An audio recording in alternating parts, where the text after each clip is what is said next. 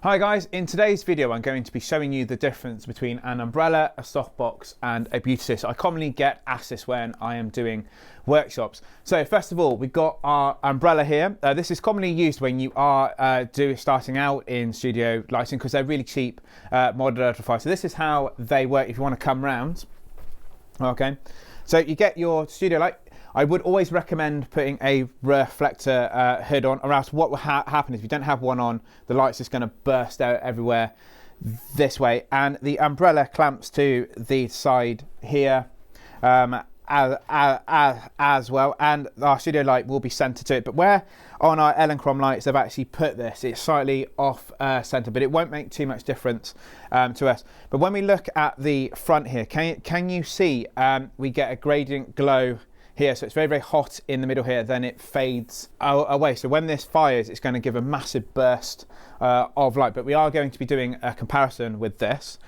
Then we got a softbox, which works in a similar way, but what is different to our umbrella is the translucent material used here is also an inner diffusion as well, which is what removes this hot spot when the light fires. So it's silver inside. It's got an inner diffusion to remove this hot spot here. So what actually happens is when we put all this back together, so it's often got two layers of diffusion, we get an evenly lit square when this light fires, instead of having a concentrated light there and it fades away and spreads everywhere. There's a little bit more control here, and we can put a grid on if we do want to control the spread even more.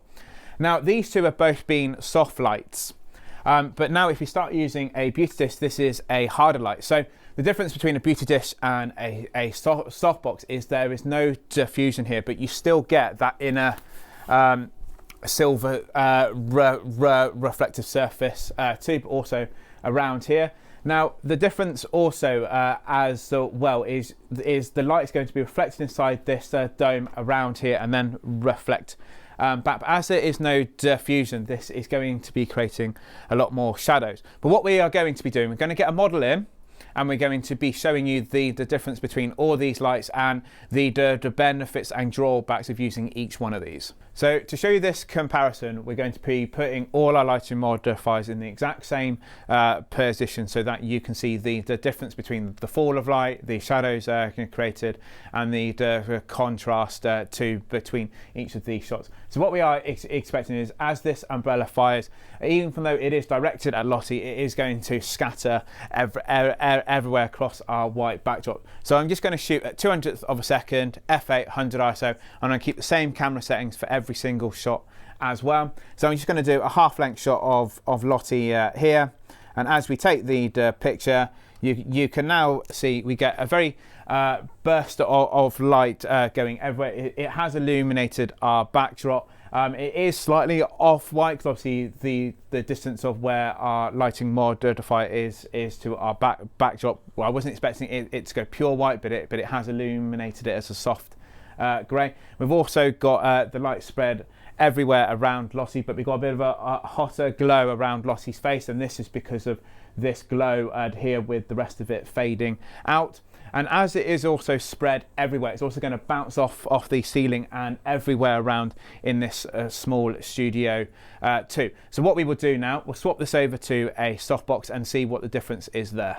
We've now got our softbox on, and before we do any other changes, we're going to show you the difference in the power between the umbrella and the softbox. Because if I do a shot with the same power that it is on, which is about an 1/8 power, you're going to notice that Lottie's now going to be very underexposed here by about a stop. So, and the reason for this is all those layers of diffusion through the softbox. We've got to turn this up by about a stop, which I've just done.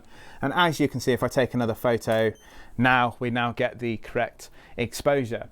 Now the main difference between the softbox and the umbrella is we now get a more evenly lit portrait of Lottie.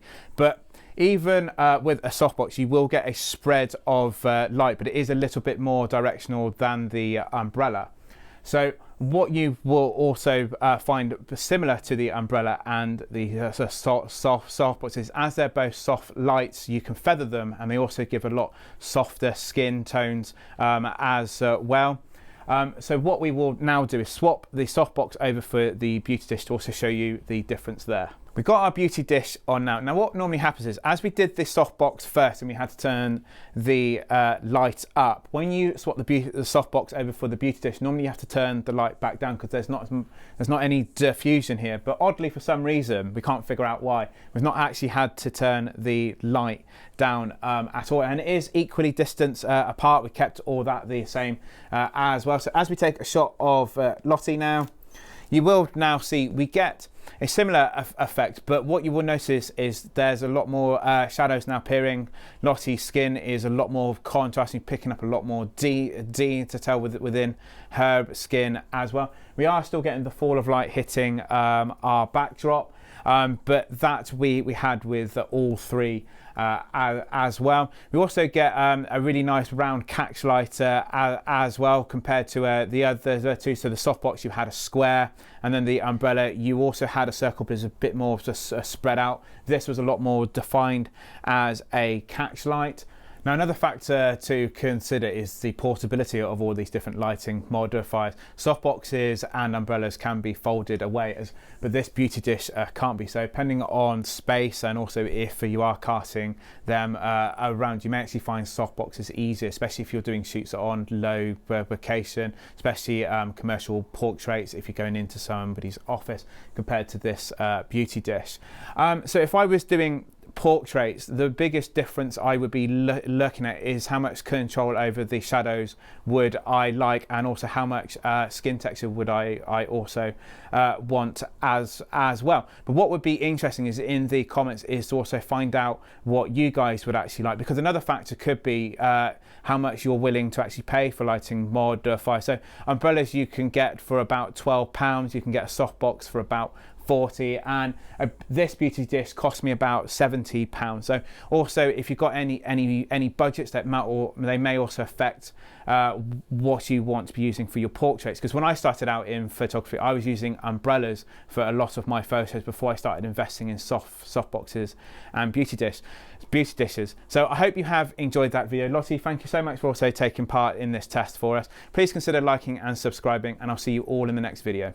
Thank you for watching the video. If you would like to have one-to-one photography training with us, you can connect with us all around the world via our tethering system. So if there's an area of studio lighting photography or photography in general you'd like us to cover and work with those professional models you have seen in these videos, please drop us a message. We would love to hear from you, and we are doing an exclusive YouTube discount in the description below.